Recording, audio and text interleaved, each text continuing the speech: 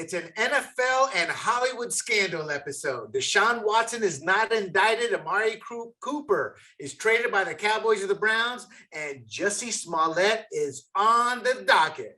My name is William del Pilar, the conservative Latino, here with Big John, and we are both fantasy pioneers working with sportsgrumbling.com. How's it going, Big John? I'm doing fine, William. Man, it is a busy weekend. We got some breaking news. We got some great topics, and I can't wait to get into it. Outstanding. Well, let's jump into it. We got an hour allotted, and we are going to be disciplined this episode, people. Let's do it, baby. Let's start out with Deshaun Watson. Yes. Big John, we do know that Deshaun Watson was not indicted, and I have some thoughts on that. But before we get into all of that, hit us with a timeline and some key points from that timeline that has led up to this. Generalize it if you must, but let the people know how we got here. So basically, this is what happened. Beginning in right before the NFL season last year, around August of 21, there were these reports surfacing that there were women filing complaints against Deshaun Watson of a sexual misconduct nature. There were 23 cases in all. One was dropped and one was reinstated. So the total was 22. So 22 women independently, allegedly, accusing Watson of sexual misconduct. Now, I'm not going to break down each one of the 22, but basically they ranged, if you want to think of it this way, we'll use the euphemism. They all involved the women who were masseuses, providing massage services, and not to imply that anything was being done illegally by them, but it sounds like it was more of a happy ending situation with all 22 cases. Now, two of the 22. Hold on. First of all, to the political audience, Deshaun Watson is the quarterback for the Houston Texans. Yes. Considered one of the premier quarterbacks. One of the best young quarterbacks. Yes. Right. He can do it with his legs and do it with his arms, despite that peak and ACL tear. Now, I'll leave this one to you. Yeah. Explain what a happy endings is. See, okay. Uninformed. Okay, so for the uninformed, I'm going to try to be as politically correct as possible and genteel as possible, William, much contrary to my reputation. A happy ending is a massage where, let's use some medical terms, where the masseuse, the practitioner, basically masturbates the gentleman going in for the massage. So it's typically illegal in most states, in most cities. It's typically illegal, and but it's not a felony. It's typically a fine, and more often than not, it's the massage parlor or the practitioner that gets in more trouble than the gentleman. Like, so typically what Robert Kraft was accused of a couple of years ago was the result of a happy ending situation where he went to a massage parlor and requested the service. So, well, for the record, yes. I believe that he had a happy ending, however small time it was. Okay. So, Big John, is this a case of Watson just enjoying happy endings consensually and some women were unhappy with the tip? By the way, that's a very much a double entendre statement. They were unhappy with the tip. Okay, go ahead. I'm sorry. Well played on my end. Yes. So, do you think that was the case? That this? Well, let me also. Much ado about nothing. Sure. To be fair, though, to the 22 women, I will throw in this: 2 of the cases alleged sexual coercion, meaning that he either moved his genitals in such a way as to be aggressively asking for it, quote unquote, or B, he took their hand and put it on his genitals. So to that extent, it may have been a case of a mistaken, I don't want to say mistaken identity, but a mistaken intentions or whatever. So my initial feeling, here's what I thought as it happened. And last year when I made some comments about this, I did get the impression, my personal feeling was that I got the impression that there was an opportunity for an attorney to gather statements from women that Watson was engaging in this activity with, and said, hey, there's a payday down the road. You know, if So if this he's like, brings us to Tony Busby. yes. So Tony Busby Busby is an the ambulance? attorney for all 22 women in the civil proceedings. And Watson, whether this was smart or not, decided he was not going to settle with any of them.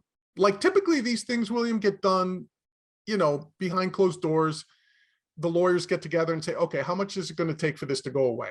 Because didn't they try that? Wasn't there a couple and they said no deal? no, I'm saying that Watson refused to settle with any of them. Gotcha. Then John, hold on. You're a statistician. You're a data guy, both educated and self-taught. And the reason I ask this is 22 women. That's a lot of women statistically for not one for all 22 to be lying. Well, I'm not saying they're lying. No, I'm not saying you are, but statistically speaking, the odds of one of them speaking the truth would be much higher than say it was 1 to 3 women here. Well, here's the thing you have to keep in mind, that these women typically were not filing charges, were not making an issue until they were contacted by Busby. Okay. So it may have been the case that Busby, and there were accusations from Watson's legal camp that Rusty Hardin, that Busby did Facebook depositions, is what he termed it as, meaning like the guy just cast out a net, basically saying, I mean, I'm paraphrasing for comedic purposes, basically saying, hey, if you've ever been if you're a masseuse who's ever been alone in a room with Deshaun Watson, give me a call. You know, it's like, that's what he was accused of by Rusty Hardin, which is Watson's attorney. So it could have been the case that Busby collected these women who did have encounters with Watson, and Watson's not denying any of the encounters. He admits that they all happened. He just claims that it was all consensual, as is usually the case in these situations. Go ahead. Hardin.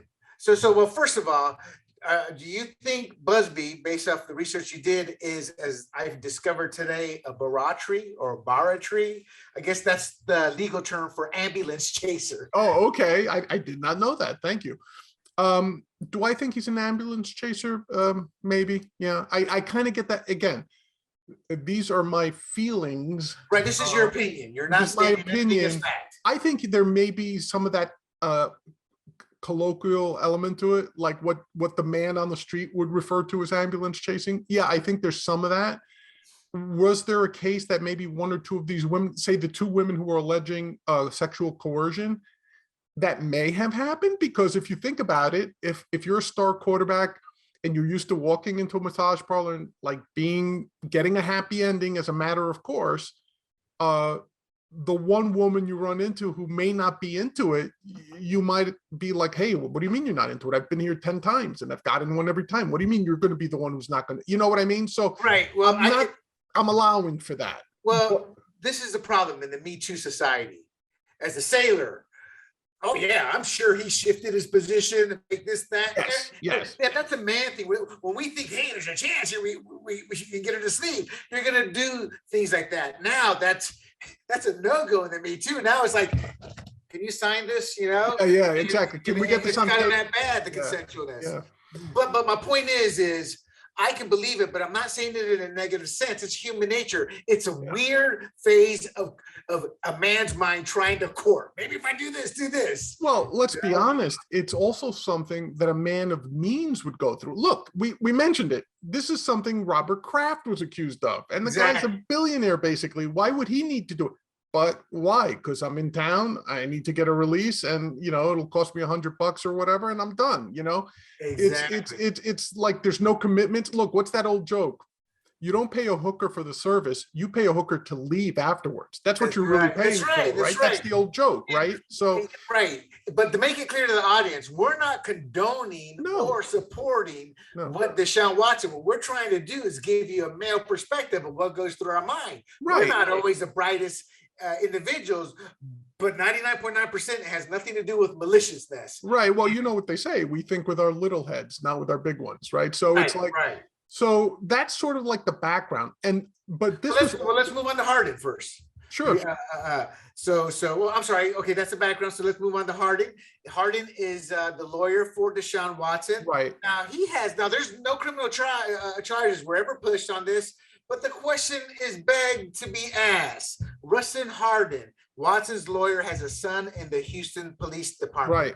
Did this prevent the reporting of crimes to the police? Was there a little bit of blue loyalty going on here from the son? No, I don't think that's the case. I think that's something, and Busby posted that on his Instagram, and it was the type of thing you would expect an ambulance chasing lawyer to do. In other words, his statement was, well, Rusty Harden has a son who's on Houston Police Department, and I'm not saying that anything inappropriate happened, but we're going to seek a different pursuit of a different venue, like things like that. This was earlier in the proceedings because he wanted to put the seed of doubt in people's minds that maybe his clients never reported these things because they knew now, which is kind of ridiculous because at the time these would have happened. Do you think Watson is walking around telling people my lawyer's Rusty Harden, and then the masseuses are going on the internet, Rusty Harden, let me check his family tree, see if anybody, where his son works and all that? No, that came out after the fact. Right. But this will come up though. This portion of it is the fact that many women do not report these things for fear of the pushback, the backlash. Right. So Deshaun Watson is going to have to deal with that. So that said, by the way, I'm sorry, William, to add to the intrigue of this, Busby once ran for mayor of Houston. Don't tell me he's a Republican. I actually don't know, but he had beef with the police chief. Oh, who up until recently was still the police chief. So that was another theoretical, like, hey, wait, what's going on here? It's like maybe they're out to get me because I'm their lawyer. So there was a lot of this going on. Yeah. So it's like the typical, I hate to say it, but it's almost like the typical Southern police force that you would come to see in the movies, where everybody is each other's cousin, like, hey boy, what you doing there? It's that sort of thing. Here's the irony. That stuff's more prevalent like that. Everybody's freaking cousin or brother or this or that with the dynasties are always in the urban areas, but it's the South that gets the bad rap. Right. The South gets the blame, it gets the stereotypical for it. But so now we have that, but also throw the context in that at the time this happened, Deshaun Watson was starting to play hardball contractually with the Texans. He wanted out because he did not want to be there after in his mind, the Texans were not going to be committed to winning. So the thing that, however, he had just signed a big mega deal the year before. He did sign a mega deal, but he got soured because of the fact that they traded DeAndre Hopkins. That's sour grapes. Yeah, that was real sour grapes, and they got nothing in return. So Watson had enough of Bill O'Brien, had enough of never having a first round pick to help the team win, So he was like, hey, I'm out of here. You also had the complication that Watson had a no trade clause, so he can say he was out of there. At the end of the day, it's up to the team to trade him. No, agreed. But like he was taking the stance that he wasn't going to play for them. Now, whether he would have or not, but for these allegations is conjecture. Right. So what happened was that basically the NFL was put in a position of saying, hey, are we going to do anything about this? All these accusations and everything. Well, when did it also happen? It also happened at the height of the BLM and Antifa. And there was a lot going on. Issues going on. Yeah, there was the racial. Normally, the NFL will throw somebody quicker than quick on the exemption. Right, because when it comes to domestic abuse, they've had so many black eyes when they didn't act like in a timely fashion, like with Ray Rice. With now, in their defense, Ray Rice was caught on video. Ray Rice, Kareem Hunt. Yeah. Now I'll defend Kareem Hunt. That girl went after him. Yeah, well, what I'm saying is another story. What I'm saying is that they had been accused of not reacting appropriately and quickly enough in the cases of domestic abuse involving their players. Right. Even Adrian Peterson, it wasn't sexual abuse, but when he beat his son with a switch, Well, he was accused of that, I believe, and he said that yeah, he does. He's old school. He said he did it, but he was old school, yeah. So there was a lot going on there. So anyway, the NFL right now, being a billion-dollar conglomerate, doesn't want to have these issues anymore, right? It's a PR thing. So they were put in a funny position. Now, fortunately for the NFL, Houston decided not to make an issue out of it. They just declared, they paid Watson his salary. They didn't cut him. They didn't put him on injured reserve or anything. They didn't fine him because Watson kept showing up every day. He goes, hey, but the Texans basically. Well, he had to show up because they weren't doing that. Watson knew he'd be the one in the bad. Right. If he didn't start showing exactly. up. He was forced their hand. Right. So basically the Texans made him inactive every week of the NFL season. So they paid him millions of dollars to sit on the bench in street clothes, basically, and which Watson did. And he showed up to the practices, everything, right? So he fulfilled his contractual obligations. The NFL loves to kick the can down the road. So as long as the Texans weren't playing him, the NFL didn't have to make a decision on whether to suspend him, fine him, do an investigation, all that sort of thing.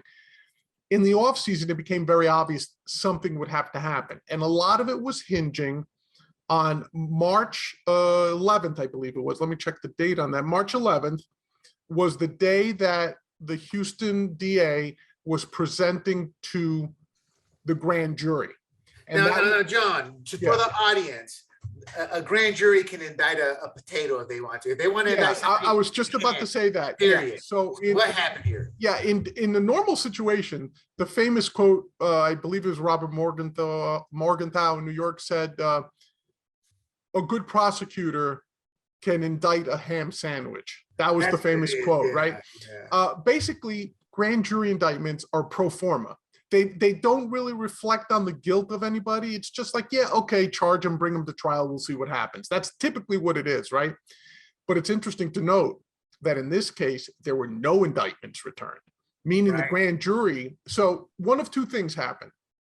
Either the grand jury said, hey, this is BS. We're not going to bring charges against him. He's going to face enough trouble with the civil suits, but there's nothing criminal going on here. That's one. Well, they did also bring some women in, so that kind of really no, out too. Right, there were people. Yeah, no, there was testimony and everything, but it's also sealed, so we don't know what was said in the grand jury. But one of two things we can imagine is one, there was no evidence, no compelling evidence of criminal activity, or B, the prosecutor may have thought there was criminal activity, but didn't feel that she had enough of a chance of winning the case. And if you know prosecutors, they only take winning cases. That's right. He said, she said. That's why I think there's going to be a lot of out-of-court settlements, because Harden's going to say, look, I don't care how righteous you think you are. Your God tweets and God this, God that. It's not going to play well as somebody's talking about you getting masturbated. And you're not married. And so settle it out of court. Right. So now, and also Harden was being a good lawyer. He never let Watson flap his gums about this. He told him to shut up. He's a smart kid. Yeah, he kept his mouth shut, and he wasn't deposed. When the judge ruled that he had to be deposed, I think in 9 of the cases, Watson just went up to the deposition and said, I'm asserting my Fifth Amendment right against self-incrimination. Now, that doesn't mean you're guilty. That is just like every lawyer will tell you. What's the first thing you do when someone's asking you questions? Shut up. That's right. Don't say a word. Even if you're 100% innocent, you don't say a word. See, and that's, again, why we're going to have out-of-court settlements. Yes. Can he, and I'm not a lawyer, and I know you're not one, even though you got 2 impressive degrees. I don't know if he can oppose it. I'm sure he can oppose a fifth in the civil court too. However, you oppose. Well, in the civil court, you don't need a unanimous jury. So even if he refuses to answer, it's much easier to get a conviction. All you need is the majority of people. Yeah. The majority of the jury has to agree that you're liable. Right. Just like with O.J. Simpson, right? He skipped out on all the criminal stuff, but they caught him on the civil suits, right? And I have issues with that. I'm like, look, if they have seen you not guilty criminally, it's like, to me, it's like, it's the wrong way to get back. It's an abuse of the system. But hey, I'm not a lawyer. I do too, to be honest with you. I have mixed feelings about it, but that's something for a different story. Now, okay, what's up with Watson today with this football? Yeah, Watson now being cleared of criminal charges was huge for him in terms of his contract, because now it means that teams are going to feel a lot more comfortable knowing he's not going to be sitting in a cell or going through a lengthy trial to be able to trade for him. So you already had teams make offers to the Texans, the Panthers, the Saints. The Panthers, the Saints are two of the most prominent. The Buccaneers were potential suitors, but for something that happened today. We'll talk about that later. So there were and the Viking fans were dying. The Viking fans thought there might be a little something there. There were some very, very out there rumors about the Cardinals wanting to do a Murray for Watson swap. You know, there's a lot of that sort of thing going on. But the two main suitors, in my opinion, were probably the Panthers and the Saints, because they need him the most. And honestly, it may just be the Panthers, because if the Saints can sign Jameis Winston a lot cheaper than Watson, they'll go with him. Well, hold on. The Saints are in salary cap hell anyway, you know? Right. Agreed. Who knows? That's why Sean Payton supposedly resigned. I mean, right. I'm sure if you get Watson, I'm sure if you get Watson for the remainder of his contract, which would be another 3 years, then it might be worth it. I don't know. But anyway, I think it's the Panthers that are the strongest contenders, quite honestly. But okay. So now the interesting thing is, what's the NFL going to do now? Because the NFL now, remember, it's not a legal issue, so they can't kick him out for being convicted of anything or being under indictment. So now they have to get him on the old personal conduct clause of his contract. Slap him with 6-game suspension and be done with it. Right, 6 to 8 game suspension, probably, and that'll be it. So teams now view Watson as an asset again. Now, are they going to pay what the Texans reportedly wanted, which was a minimum of 3 first-round picks and other picks and or other players? Because that was their original package for Watson, which I always thought was too steep. As much as I love Watson as a player. Well, John, I mean, he's got all the talent in the world. Yes, we all knew that. Agreed. But he's not a winner yet. So well, that's just it. Kyler Murray, he's demanding the farm, not a winner yet. You know, you got a lot of players demanding the farm. But I would argue this on that point. Watson himself, I think, was a winner in a losing situation. Like the way he played, William. Like I remember that game where he almost had his eye ripped out of his socket and it was all shut. No, there's no doubting that, but you can say that about anybody. And he's got character too. I mean, except for Kyler Murray. I was going to say he's got football character. Meaning, well, actually, he's got. If you take this event out, let's just pretend this never happened. Right. He's like considered the All-American kid. Yeah, I don't for somebody of color, because when you say the All-American kid, you think of the blonde hair, blue eyed. So for him to be seen, I mean, that's how I saw him. Before all this happened, I'm like, look, man, there's a good kid there. That's some, because I always look at these players as a marketer. Right. And as a marketer, I'm like, this kid's gold. He's gold. He's got a good look to him. He's clean cut. He's terrific on the field. Yeah, don't go down the road of what Harry Reid said. Yeah. So we get it. So let me ask you for your prediction here. Do you think he actually gets traded this offseason, or he's forced to play with the Texans? No, he's getting traded. He's getting traded. There's no doubt in my mind. The question is when and for what. So, for example, the Texans, I presume, would want some sort of quarterback coming back as if for no other reason to be a seat warmer. Now, the Panthers can do that with Sam Darnold, right? They could package Sam Darnold in there. I thought Sam Darnold played great when he wasn't hurt. And then he started to get hurt there down the road. And he's a former first-round pick, so you bring him on. It eats away a little bit. It makes it a little bit better in terms of the salary cap for the Panthers taking on Watson. So something like that. But Lovie Smith is a death knell for starting quarterbacks. Yeah. So we'll see what happens. But let me throw in my libertarian philosophy here too. None of this would have happened if sex workers weren't criminalized. In other words, actually, this has nothing to do with sex workers. Well, assuming. No, this is everything that, okay, I finish your thought, but my thought is that if this was a case of just a whole bunch of happy endings that got ambulance chased, right? The only reason someone like allegedly Busby might be interested in gathering these women to file civil suits is because happy endings are illegal. Right. They right. were like nobody, for example, would be suing Watson if it really was just a massage. No, I get that. But at the end of the day, this isn't about the legality of happy endings or No, not. no, I'm This is about saying women saving. I'm saying if we're in a society No, where hold on. Let me ask you this, John. Yeah. And this will put it to rest. If it was legal, do you think Deshaun Watson would be seen going to a happy endings masseuse parlor? whether he went in or ordered out, so to speak. Seriously. Yes. I mean, I know the answer. Yeah, the answer is yes, he would. No, the answer is no. No, You're because talking about sacrificing multi-million-dollar endorsement contracts to get a little tug. But that's only in the context of that it's been considered morally wrong, right? It doesn't matter of the legality. It matters on the morality in somebody's mind, because prostitution is legal in Vegas, right? Well, on the outskirts of it.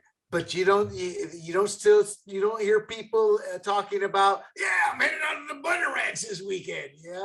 Well, I think that's part and parcel of the criminalization of victimless crimes, which is a big thing of mine.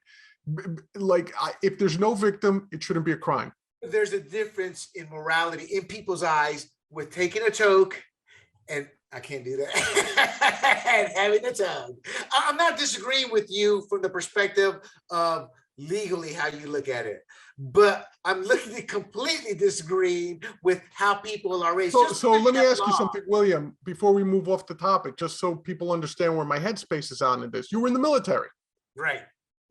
There was, for decades, until like say the last 10, 15 years or so, a policy that if people found out you were a homosexual in the armed services, you got booted out. Right. Right? How many otherwise good soldiers were compromised by foreign agents, by their own situations, because they couldn't admit that they were gay serving in the armed services? Well, first of all, that did happen, and the Russians compromised quite absolutely it did. English elites. That's what I'm saying. But here's the better example that puts it to rest. DWIs, drinking and driving, is illegal. You figure all the fines, all this, society looks at it morally as a big bad. There's still millions of DUIs a year. And my point is it doesn't amount the legality or issues of how the law states it does not change the perspective of people, how they view it, or the people who still do it. So my point is, people are going to still keep getting happy endings, but because of the morality of how society looks at it, they're not going to be open about it. Nobody. I was about to say, babe, this type of discussion I had with my wife. And the reason I say this is I've been around fundamentalists my life, and I've come to realize most people who go to church are forced, we're all forced to go to church as kids. The fundamentalisms are a few, small in between. But even the ones who don't go to church, we have those values instilled in us. And those values will never be changed despite what the law says, because there's always a segment of society that says, well, why are you getting a happy ending? I'm not good enough for your husband, or why are you getting a happy ending? That's also a different thing, right? Because you're talking about infidelity and stuff, but you're talking about Watson. No, I'm talking about in general. But in general, I'm saying it's also the context, right? It's not the act itself. It's that you're cheating. Right. It's that you're being. No. How? Okay, let's say it was legal. Yeah. Do you think Robert Kraft would want the world to know? I just got a happy ending here. Yeah? Oh no, but like Robert Kraft may not want to let the world know that he has hemorrhoids. Do you know what I mean? It's a privacy thing. It doesn't mean that hemorrhoids should be illegal. Right. But that's my whole point. It's not something you said that Watson would let people know. Yeah, when it was happy ending. No, maybe sure if it was on trial or something. Yeah. But generally speaking, no, because it's private. But let's move on, because we're never. Sure, let's move on. What do we have next on topic? Okay, so after this, we want to talk about again another trade, unexpected trade. Going down in the NFL. As you know, William, last podcast we said, hey, this has been a busy period right before free agency starts, and we did it again, largely driven by the salary cap. the Dallas Cowboys moved Amari Cooper, former first round pick of the Raiders, whom the Cowboys traded a first round pick to acquire from the Raiders. He got traded to the Cleveland Browns, essentially for a 5th round pick. So it was Cooper and the Cowboys 6th this year for the Cleveland Browns 5th and 6th this year. It was a 6th round swap because I think Cleveland has a higher draft order. So they, so essentially nets out to roughly a 5th round pick. Pretty much. William, why would a former 1st round receiver who, whether you think he's elite or not, is a solid, productive receiver, why are you sending him to Cleveland for a 5th round pick? Well, first of all, it was a salary cap move, period. The Cowboys are just massively hemorrhaging in terms of the salary cap, so they had to do something. Second, let's give kudos to Amari Cooper. He's a 4th overall pick for the Raiders, came out with high expectations, 2 immediate 1,000-yard seasons. In 2018, as you stated, he was traded to the Cowboys for that 1st round pick. So the Cowboys invested in him. Yes. They believed in the pre-drafted Cooper. Right. The Raiders no longer did not. Keep that in the back of your head. 4-time Pro Bowl selectee. However, the word on the street is he can be a bit of a diva. He complained that Dak Prescott didn't look enough his way in 2021. In fact, and don't be shocked if this helped put the nail in the coffin, we're trading you. He called Kirk Cousins, which is a low blow because of the percent. I'm sorry. He called Dak Prescott, right, the Kirk Cousins of the Dallas Cowboys, meaning he can't win a game. He can only take a team so far. He wanted more red zone targets. He says he was being underutilized. Now, the kicker for the league and the team is he was also unvaccinated. Me, I applaud him. This is 99% recovery rate. He does not fall in any of the demographics of catching it unless he's done roids or something, something to hurt his body where his body becomes susceptible. So I see no reason for any professional player to get vaccinated. So go Cooper. But his trade value being so low shows that there was a minimal market for the 4th highest wide receiver salary in the league. So we must ask ourselves why. And this will now be his 3rd team in 9 years. He's played 8 seasons. This season will be his 9th. And the final caveat for one of the trades for fantasy owners is the Raiders and Cowboys were actually a higher fantasy ceiling right now than what the Browns are likely to give him. So those are both positive and negative trades. I did something I haven't done in years. As you know, John, I was actually one of the premier fantasy fantasy football players in the market for the first 10, 15 years of fantasy football. I went back into something I had done in years. I crunched some numbers. His career, he's averaged about, I'm rounding up, 8 targets a game, 5 receptions a game, 66 yards a game. He averaged a touchdown every 2 to 3 games. So those are his stat lines. His fantasy average came out to about 14 points per game. And don't take that to bed because each league has its own tweaks, but that's counting 1 point for 10 yards and 1 point per reception. I was going to say he was the number 27 PPR receiver last year and the number 25 in standard scoring league. Right. Most leagues that I actually are PPR, yes. Tend to have PPR. Now, so he's about 14 points. And this is important for people to understand why this mentality has come from him. And we can do it to the fantasy audience through fantasy numbers because they kind of relate well.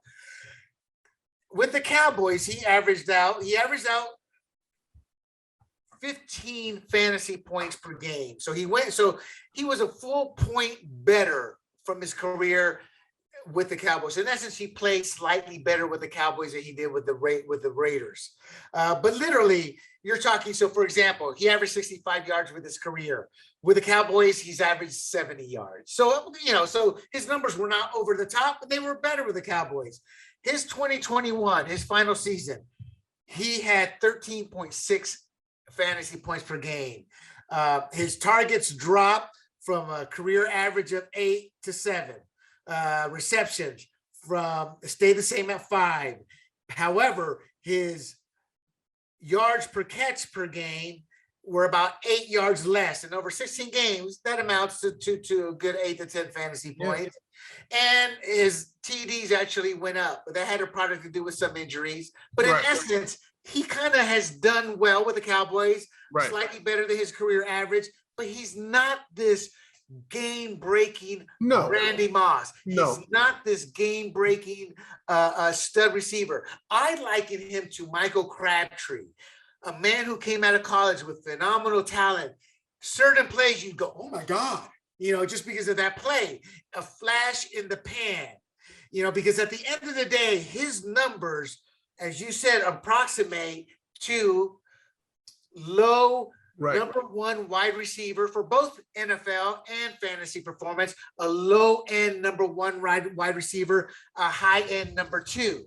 That, my friends, is why the Cowboys were willing to move him instead of restructuring or talking to him about restructuring the contract. Plus, his diva attitude, I'm not saying this in a negative way, but when you think you're God's gift and can walk on water, but you're not actually producing it, and you've been in the league for about 8 years, nobody's going to believe that anymore. And that, my friends, is why he was moved. Yeah, you're absolutely right. And I think even more so than that, look, if they could somehow get his cap number down, I'm sure they would have liked to keep him, because $22 million is what he was going to cost. I was going to Cowboys this year. Right. Now, here's the kicker, Big John. Yeah. I hope I'm not jumping ahead, but the Cowboys are going to save $16 million on the cap. I think he's like only a $6 million cap hit this year. Right. That money. Yeah, they're going to save $16 million.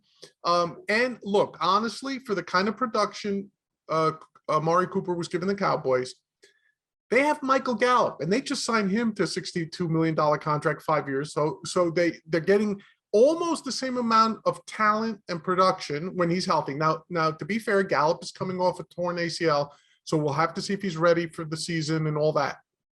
Here's another one that I think most people are letting slide under the. I really like Cedric Wilson. Whenever he played for the Cowboys, he always seemed to come up clutch in some certain situations with Dak Prescott.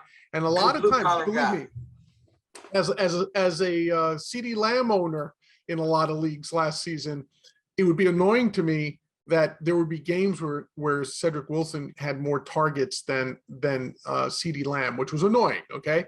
But let me ask you a question. Yeah. Oh my God, I'm drawing the blank, people. I apologize. That's okay. But I was going to say that slot receiver. Huh? The former slot receiver for the Cowboys that went to the Bills, the unvaccinated guy. Oh, Cole Beasley. Do you see him possibly coming back? No. No? Okay. No. I think, look, so just to wrap it up, I agree with you. It was entirely a salary cap move. They saved $16 million by shipping him off to the Browns. The Browns are only on the hook for the $20 million this year. Right. They can cut him next year and have no cap repercussions. So it seems like the type of thing. Now, what's the fallout of this? Well, the Browns probably are going to let Jarvis Landry go, because you think they won't try to restructure. They might, but the truth of the matter is, you have two receivers that are almost. Well, look, Landry is a possession receiver. He's a tough guy. I love Jarvis Landry. No, I love him to death. He is somebody I'd want on my team. Right, but he's not explosive. He's not explosive. Right. Cooper.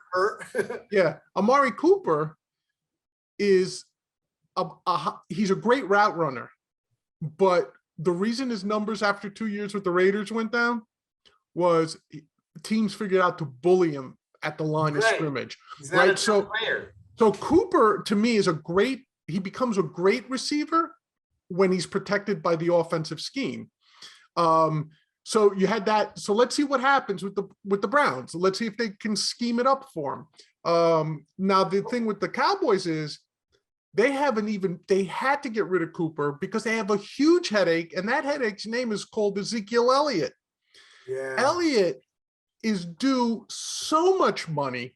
Like, for example, the Cowboys are on the hook if they were to cut Ezekiel Elliott, because a lot of people are saying you've got Tony Pollard. Why would you pay Zeke that much money?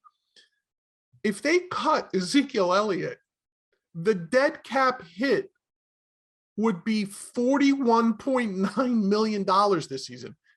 Almost $42 million. With the dead money. Dead money. Yeah. So you can't cut him. You can't cut Ezekiel Elliott, you either have to trade him or restructure him or pay him. And it was actually cheaper for them to pay, I think it's 18 million this year. So the point is that they couldn't get rid of Ezekiel Elliott because, look, if you had a choice of keeping a good receiver or a good runner in today's NFL, you might keep the good receiver, especially if it was a more team-friendly deal. Well, I don't know, John. I think bell cow backs, and that's what Ezekiel can be when healthy, are gems compared to. But let's face it, his production's been declining every year. I never bought into him being for what they signed him for. I'm expecting O.J. Simpson. And let's say that Pollard stepped up. There was a lot of people saying that, given that Ezekiel Elliott was hurt last year, and he did play hurt, let's give him props. He played hurt. Pollard should have been the starter last year for the Cowboys. So the point is, they had to keep Ezekiel Elliott, which means they had to get rid of Amari Cooper. They were fortunate that they found. See, that's why people who say, "Man, it sucks that they only got a 5th round pick from." What are they, stupid? No, it's the position they were put in by, again, I can't emphasize this enough, much like the federal government, kicking the debt down the road. Eventually it catches up to you. It was bad cat management by the Dallas Cowboys that forced him to have to literally give him away. Somebody on Twitter was talking about, this isn't right, this needs to be changed.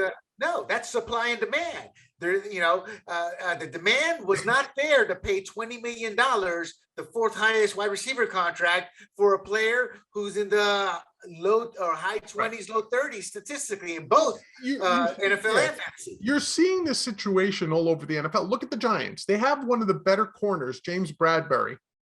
They're going to have to trade him.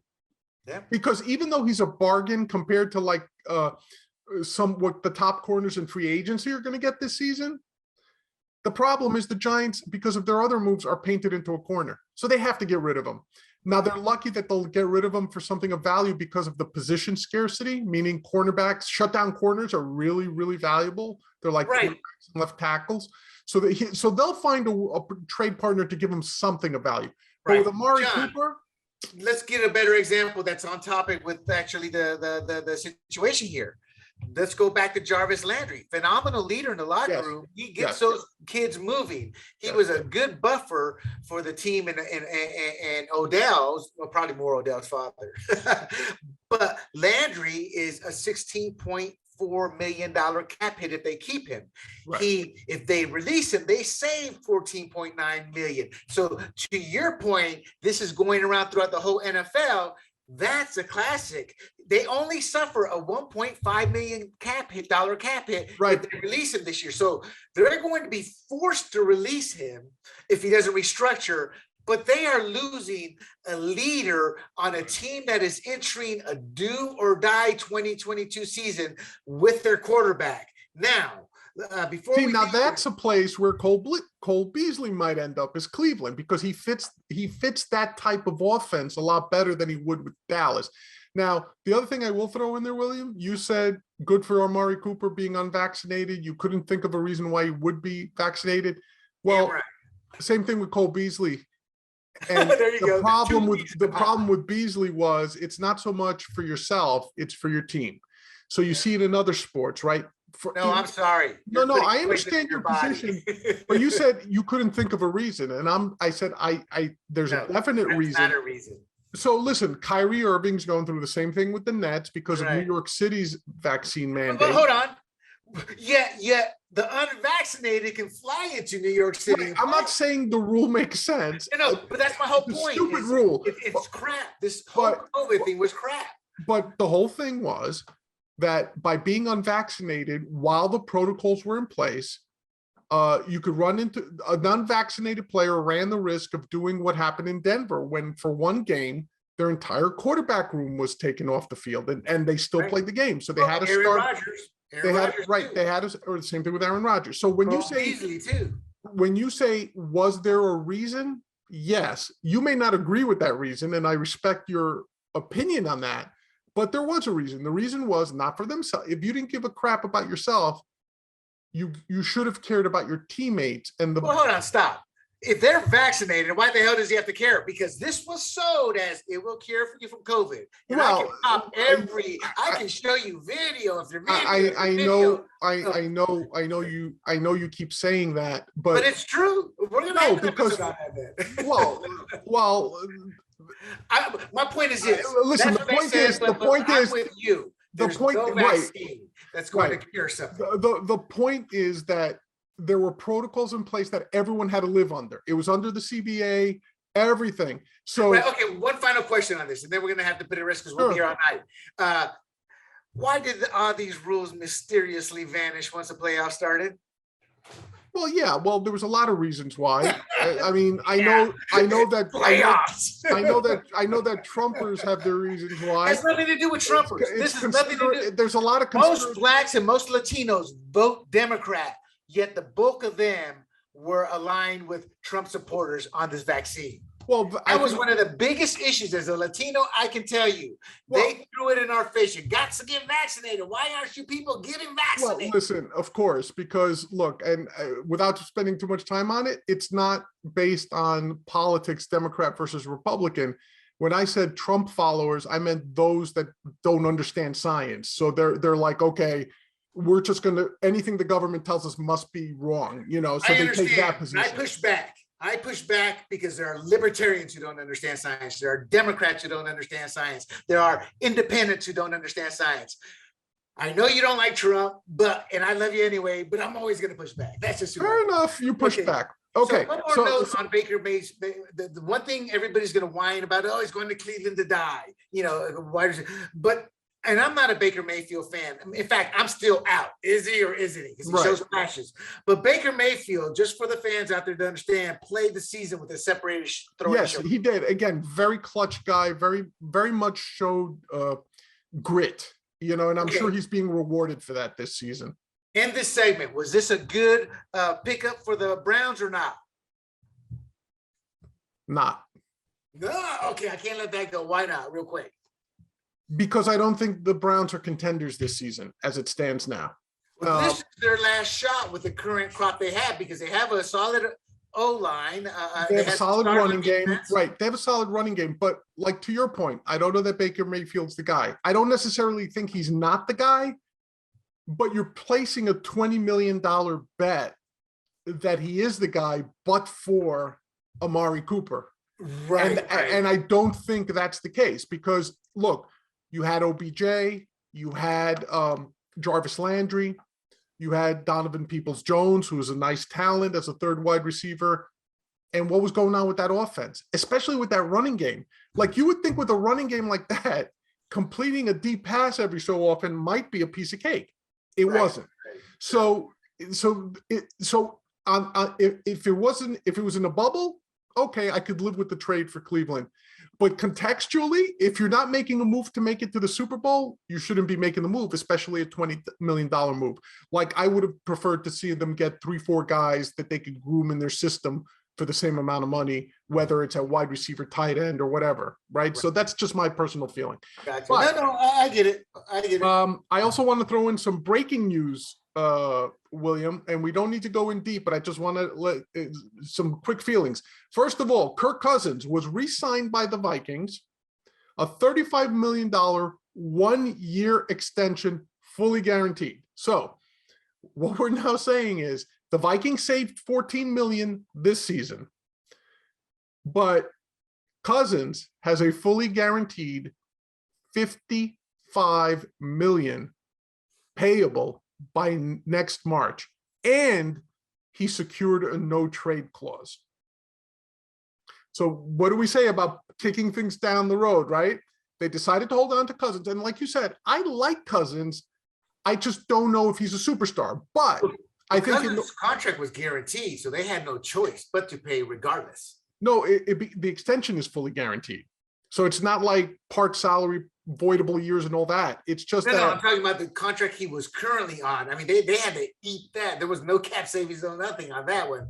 Right, but I'm saying the extension means they added more. Right. So his extension actually brings him to $40 million for this season. Right. But because it's spread out over 2 years, they get to save $14 million this year.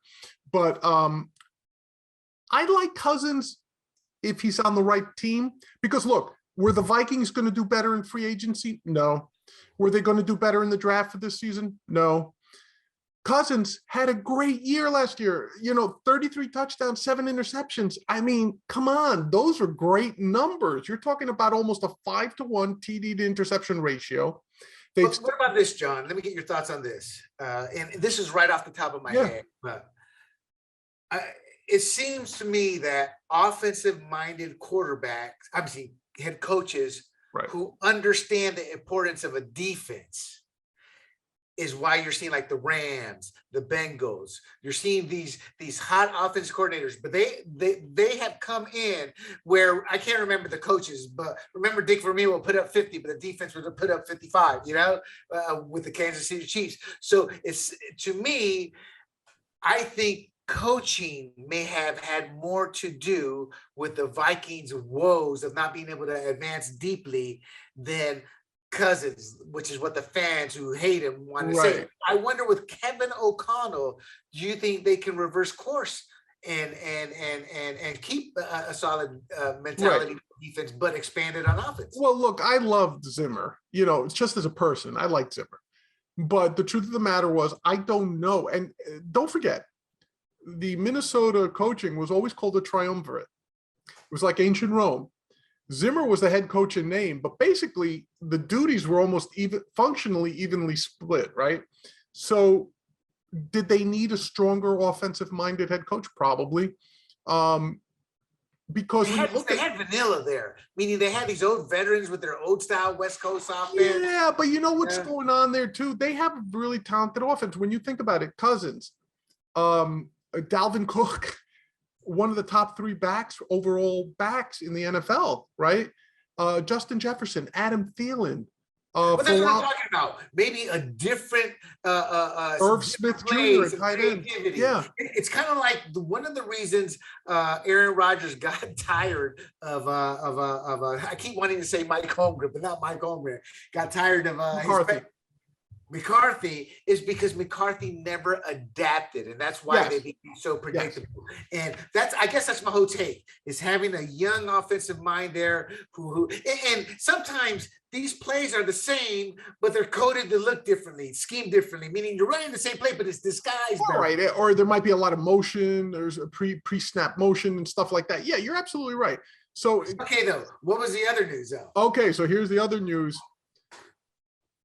And William liked to brag a little bit. When this news broke, I was having dinner, and because of my compulsive habits to always be connected, you always have your phone at the ready, so while I'm eating, which annoys my wife, I just picked up the phone and I started thumbing through my social media accounts. And as it happened, just about, I got the breaking news. Tom Brady has decided to unretire. Wow. That he's coming back. He says he has unfinished business. Like, take all the jokes you want and make all of them that, he spent like 30 days with his family and decided he couldn't take it. So he's coming back to football, however so you want to finish business. Is he looking for a happy ending of sorts? Maybe, I don't know. I mean, he's got a supermodel for a wife. Who knows? But, there's that old joke for every man that wants to sleep with a supermodel, there's a guy who's tired of sleeping with her. So who knows, right? I mean, but yeah, so that's the breaking news today. We can break it down later in the week. Right. Tom Brady now returning to Tampa Bay, which is part of the reason why Tampa Bay comes out of the Deshaun Watson trade talks, because prior to Brady coming back, Tampa Bay was in play, right? They had some picks. They could have made a trade. And I don't think they were ever in play, only because Deshaun Watson does not fit that pocket style QB with a big arm to go deep. I disagree. I think he does have a big arm. He throws a very nice deep ball, which fits that part of his game, fits very much into the Bruce Arians, no risk. I don't know. The only quarterback that I know that's young and knows how to use his legs and has great pocket presence and uses legs at just the buy time versus run is Russell Wilson. All the other ones tend to be older and it takes time. So I'm not sure where Deshaun Watson. Also Patrick Mahomes to some extent. I think, he doesn't. Right. But that's because he's not really a scrambler. He's got Yes. pocket presence, and he's a slinger. He is the ultimate gunslinger. Yeah. All right, so we're gonna break that down later this weekend, including, and I'm gonna tease this, even though I do some teasing and we don't follow through. This one will. I have a fascinating tidbit which shows sports grumbling should have, could have, and would have broken the story much earlier had I had a head on my shoulders. All right, we'll get to that next episode, and I'm going to hold you to letting us know about that story next episode. But right now, I want to move on to the final segment. We do say we're sports and politics, William. And sometimes it may seem that we're leaning either all politics, like when we were talking about the DA in LA, Garcon, who's trying to be recalled. We had that wonderful guest, Gascon. I said Garcon, but yeah, Gascon. And we had Karen on, I think, right? Karen Roseberry. Yeah, and she was a great guest. Wonderful to have her on. So, and other times we seem like we talk all sports, But today, let's purposely throw in a pop culture politics thing.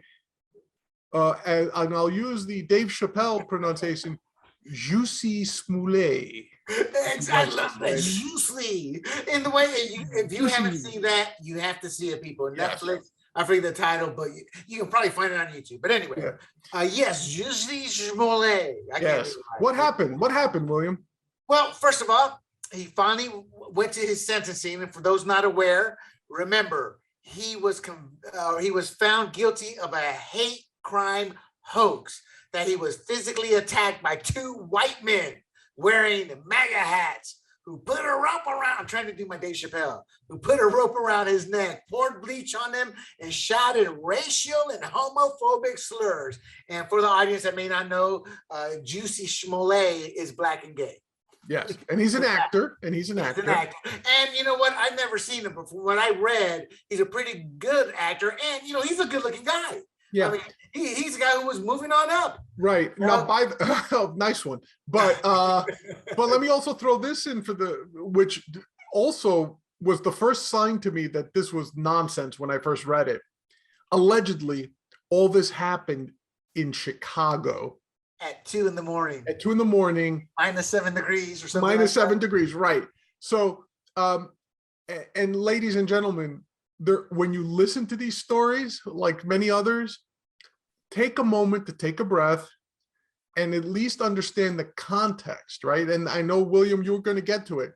So there was, so technically, the hate crime hoax, I think under the penal code in Chicago, actually falls under filing a false statement with the police. Which that's what they charged him on. Right, that was the actual charge, right? There were 6 charges of that combined on different dates. The final charge, which was a different date, they found him not guilty on. But in essence, what they found him guilty of was lying to the cops, which is a crime, and that's what he was being sentenced on 5 times. So to round it out, though, because I have to say this. His big shtick in making the accusation was that the 2 white MAGA hat wearing dudes were shouting, "This is MAGA country! This is MAGA country!" in reference to your favorite president, Donald Trump's campaign slogan. So what did him in were the 2 Nigerian brothers. I guess they took time out from writing letters to everybody, pretending to be princes, and said that Smollett gave them money to buy the rope they turned into a noose to put around his neck and the ski mask to hide their faces. So the day of the accusation, it was soap opera. And the reason John and I are laughing at this a bit, and it should be more serious, is you can't make this up. This is a race hoax has happened. I mean, racism is so bad. There's been like over 100 race hoaxes over the last few years. It's so bad they got to make it up. Well, William, it's one, you said it, we're laughing about it, and perhaps we shouldn't. But here's where I fall in with you Trumpers, right? And typically I don't. But here's where I fall in. For the record, I voted and I support Trump, but I'm not a Trumper. Right. I know I'm just being facetious with you, but here's where I fall in with the Trumpers. Let me put it like that, is that if the media is lying to you, these are exactly the things that will convince someone who was on the fence about whether or not CNN is legit or not. When you hear all this nonsense, like, I have to tell you, half the stuff that those people complain about, they don't know what they're talking about. But in Oh, well, these, I agree. I agree. They tend to be too gullible at times, but hey, right. I've documented the fake news. Yeah, no, agreed. Yeah. But these are the situations, much like when they accused those Catholic high school kids of starting trouble and for being racist at basketball games. In other words, when you take and I implore everyone, before you start retweeting stuff or posting stuff or making memes about something, take 10 minutes as a scientist. Just take 10 minutes to consider the context. And this is what Dave Chappelle so brilliantly lampooned, was Chicago is not exactly a hotbed of Trump activity, just the same way the Bronx isn't here in New York, or that LA isn't in California, right? So, or Watts, So the first thing on its face is fishy, right? It's like in essence, the way he described them, Trump rednecks are running around with a noose in -7-degree weather at 2 a.m. Like, seriously, those have to be some pretty dedicated Trump racists to be doing that in a city that's hostile to them. And by the way, where every gangbanger has a gun and is more than willing to put a bullet in your head for just looking at them the wrong way, okay? Yeah, you don't believe us? Look at the murder rates, people. Right. So that to me was, as soon as I heard that story, I just remember saying to myself, this is nonsense. Something else happened. I didn't know what happened. But then to find out that it was entirely fabricated was also shocking to me. Actually, it wasn't shocking to me because of everything you just said. No, I meant in terms of the sheer stupidity. It's so shocking. That he was that stupid. Exactly. Yeah. I can't. And furthermore, William, that he's still sticking by his story. Yeah. Let's get to that then. So, for everybody listening, these charges are listed as Class 4 felonies, and they are the least serious felonies. But the convictions still carry up to 3 years per charge. Right. So you were looking at 12 to 15 years there. Right, because there's 5 counts, and each one carries that. Right. So in essence, the judge kind of gave him a lot of leniency, even though the left doesn't want to see it. They gave him 150 days in the Cook County Jail, 30 months probation. He has to pay $120,000 restitution. Now that's not a lot of money as he was earning millions per year doing the show Empire, and a fine of $25,000. And it's a situation in which I thought it was very lenient. What's 150 days? 4 months, approximately 5 months. So, however, this is where the funny part gets into it. And again, we shouldn't laugh about it, but it is funny. Hey, if you don't believe it's not funny, go check out Dave Chappelle. It started out terrible. First, he was late to his own sentencing. His security shoved the reporter, which is the irony. The reporters were all on Smollett's side. So to hear a reporter proclaim, hey, that's battery knocking into the ground, is too rich for me. It's like, that's what I find ludicrous and find funny. Really? Right. Now you're saying that? Right. Some of the quotes, I've got to read this. I am not suicidal. I am innocent and I am not suicidal. If anything happens to me when I go in there, I did not do it to myself. So what he's talking about is Epstein and his suicide, right? And the upcoming suicide for Max, what's her name? Giselle Ghislaine Maxwell. Yeah, Maxwell. It also smacks of John McAfee. Yeah. Oh yes. Thank you, John McAfee. Honestly, Jussie Smollett is not going to get Epstein. I mean, he's just not that important in the grand scheme of things. However, that's a good-looking brother. So somebody else may be looking for a happy ending. Well, yeah. But look, I think, and you give credit where it's due. That's a good-looking brother now. Yeah. Well, I will say this, and I think the judge echoed it with some of his statements. It's clear that Smollett is starving for attention. Listen, as you know, William, I've been involved very, very tangentially in making movies and some TV pilots and stuff. and again, even at my like outer rim level of involvement in that business, the one thing you learn about most actors is that they just live for the attention and approval of others. Yeah. Like I've seen that working with them too. right, you and I could spend our lives in our basements working on our articles or our projections, and we'd be perfectly happy, you know. But like some people, some of those people, that so it's not coincidence that people with that personality become entertainers, actors, etc., because that's a creative endeavor that allows them to feed into their personality trait, which is to be the focus of attention, right? Right. So and the judge pointed this out. I think his name was Lynn. I'm not sure his last It's a name. woman. Diane Lynn, was it? I want. Yeah. Oh gosh, I have it here somewhere in my notes. But Lynn is the last name. Judge Lynn is the last name. What's Judge James Lynn? But it's a woman, I believe. I'm not sure if it was a woman or not, but Lynn, okay, Judge Lynn, leave it at that, did make those assertions. Like, it's sad that you had to get, you know, that you're starving for attention. Well, let me read off. I don't mean to interrupt, but some of these quotes are just too good. Yeah. This is a quote from the judge. This is coming from the bench. Even though she gave him leniency in my eyes, she hammered it home that you're a bad dude. You're just a charlatan pretending to be a victim of a hate crime, and that's shameful. Your very name has become an adverb for lying. That was my favorite. Jussie. That was my favorite.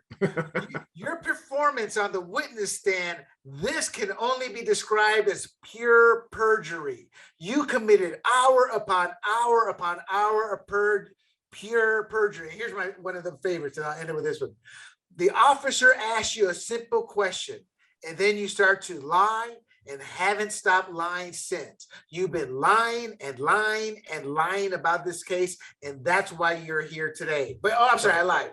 The one that goes to what you're saying, you really crave the attention. You wanted to get the attention, and you were so invested in issues of social justice, and you knew that this was a sore spot for everybody in this country. That goes to your point. They live for that attention. Yeah, and actually, you typically don't find judges who say those things from the bench and make it a point to say that, because it almost destroys, and to be honest, it almost kind of destroys her or the judge's veneer of impartiality, right? It's like, I don't think so, because she gave him a lenient sentence. She could have given him 15 years. Right. But I mean, so I mean, the fact that she said that, but versus what she got, I don't see how you can sit there and say. What I'm saying is, it's typically not done. Like typically in murder cases, for example, they'll say, why do you think it wasn't done? Typically? No. In this case, we know why she went off on him. He was given a chance to show remorse and sit there and say, yeah. No, he was adamant that dude, it's some of the quotes. Well, even the whole reference to Epstein is ridiculous, right? Like to go in and say, like, basically you're calling the court and the court system murderers. Like, you're saying, like, oh, I might get Epstein, you know, it's like, you know, like, what? Wait, you're not, like, when John McAfee went online and said, if you find me dead, I'm not committing suicide, so that means someone else killed me. Like, when John McAfee said that, I believe him. Yeah, and he was in the third world country. Yeah. You know, he was in some island nation where literally it was like Somalia, where you had pirates running around everywhere. I thought he was in Spain at the end when he got whacked. No, but I'm saying, well, he ended up dying in jail there. But at the time he said it, he was being held in jail in some island. Belize. I think it was Belize. Belize or somewhere like that. Yes, he had a compound in Belize. Well, yeah, being a rich man, he basically bought half the island. But my point was, when he said it, it kind of made sense because he was outside the American justice system. And while it's not perfect, you usually today aren't finding people lynched in jail. Right. So, but John, some of the comments by his supporters, and this is again why the judge went off on him, and the comments didn't stop after the trial. Kim Fox, a George Soros funded, and that's public money. I mean, meaning they know the PAC that George Soros funds and supports her. And these are the DAs that do not believe in trying any. If you're black, you're going to get off. I mean, I'm sorry, people, but that's kind of how it's worked out, and it's terrible. I'm sorry if you're leftist. You're not, because a lot of Antifa people got off. So I apologize. I'm wrong. They believe in Antifa, and they let a lot of BLM people off. That's a proven stat. She said, now she's a DA, who pretty much got chastised and pulled off this. Smollett was indicted, tried, and convicted by a kangaroo prosecution in a matter of months. Meanwhile, the families of more than 50 Black women murdered in Chicago over the last 20 years await justice. And the reason that's a terrible statement is, one, it's a Democrat-run city. Two, I know the conservatives of this country have always used that as clean up your own house and you don't want to, and they don't. So to me, this was another racist attack towards the courts to try to get the emotion of hate and rile their people up before the 2022 midterms.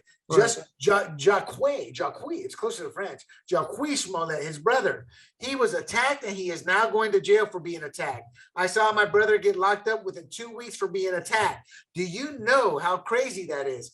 The evidence was literally irrefutable. And they had it on film, some of this stuff. Right. So, I mean, so Big John, I know I've done a lot of this research, but what are your thoughts? I mean, am I being too harsh in my statements or? Well, look, I don't think you're wrong in your statements, but again, not having a horse in the left-right paradigm, I kind of see it as a pendulum swinging, honestly. So for a long period in this country, it's hard for you to deny. You even talked about your particular cases where you've been jacked up by police. I think, look, for a long time in this country, the justice system just didn't work for minorities. It didn't work for Blacks, Latinos, Asians. Sure, it didn't work 60s and into the 70s, but John, I mean, see, that's my point. That's all old. What is the makeup of the New York City Police Department right now? Well, hold on, let me finish, because it's not. You see, you're breaking it down too finely. So I'm saying is that, like, for example, if you watch the movie that was it the Green Book about when Viggo Mortensen's character Valalongo took the jazz player through the South in 1960. Oh yeah. He was basically his bodyguard. Yeah, you found out that in the South, Italians were called the N-word in the South. Italians, they were called white N's because to the Southerners, Italians might as well have been Black, right?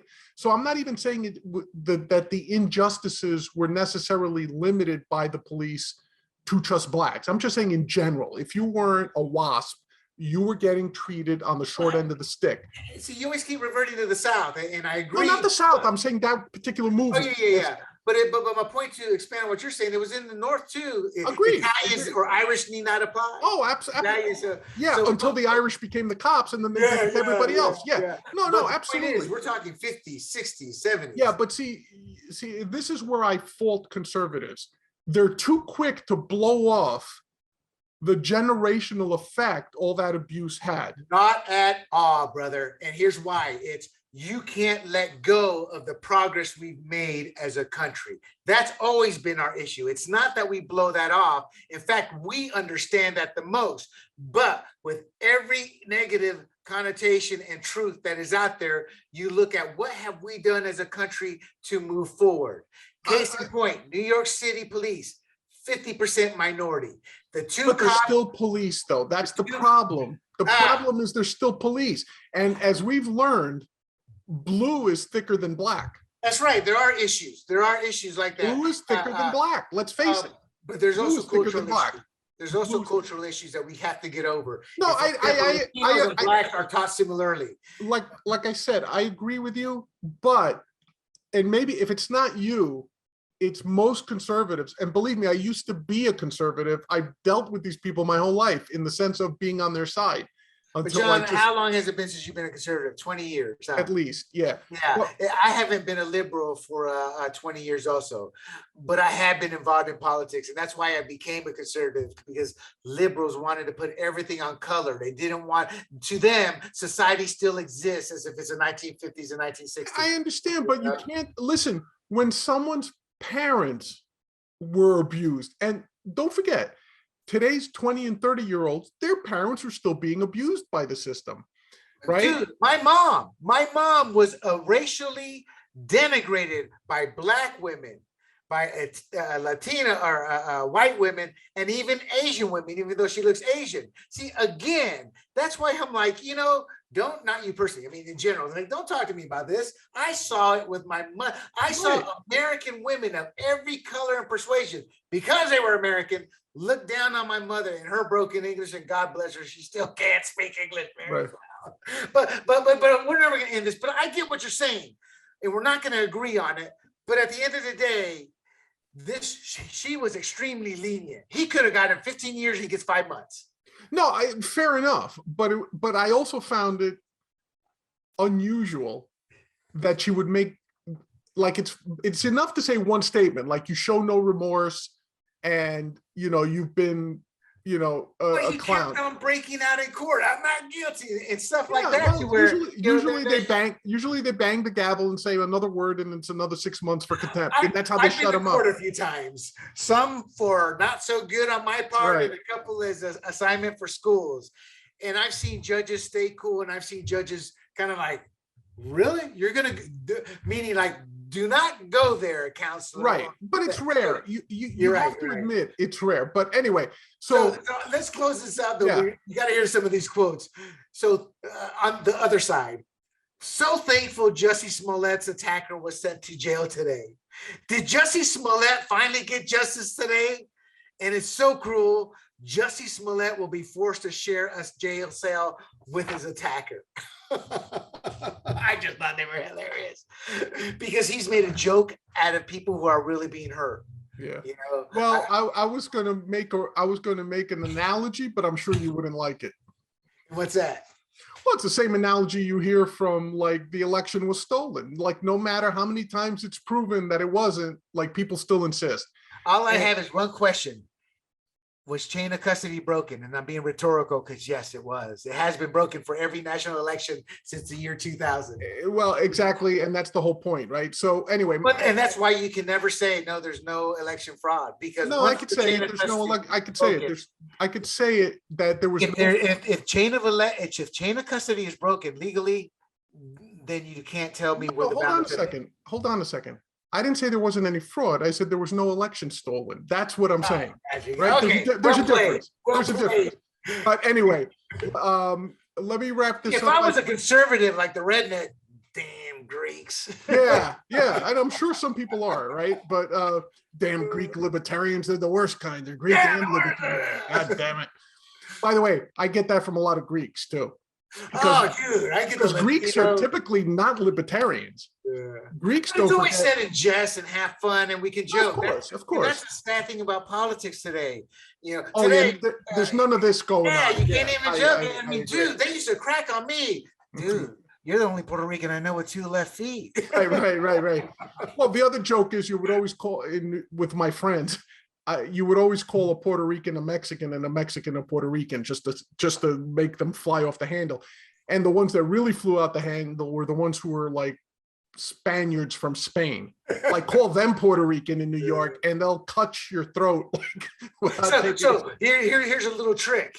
People who don't, because I was born and raised in Panama, Panameño, Puerto Rican, read, speak, write Spanish. However, you can easily tell an actual Spaniard from any Latino, Hispanic, whatever you want. They speak perfect Castilian Spanish. Yes. Oh, I loathe them because they're too perfect with their Spanish. But anyway, John, let's wrap this up, William, because I think we want to stay a little bit tight. So this has been the Putting Points on the Board podcast with William Del Pilar and myself, Big John. Thank you, everyone, for joining us. Join us again next episode when I'm sure we'll be talking about more NFL. We'll definitely break down the Tom Brady unretirement and what it means. And I'm sure by the time we get to the next episode, there'll be even more deliciousness happening in the NFL and other areas of sport. March Madness is coming up. Also, the NBA playoffs are coming up. We've got some guests lined up for both topics. We'll announce those on the site. So don't forget, go to sportsgrumblings.com where you can catch all the episodes past and present. So until then, William, I'll give you the last word. Andale, my friends, and we'll see you soon. Couldn't be any better. Peace, America.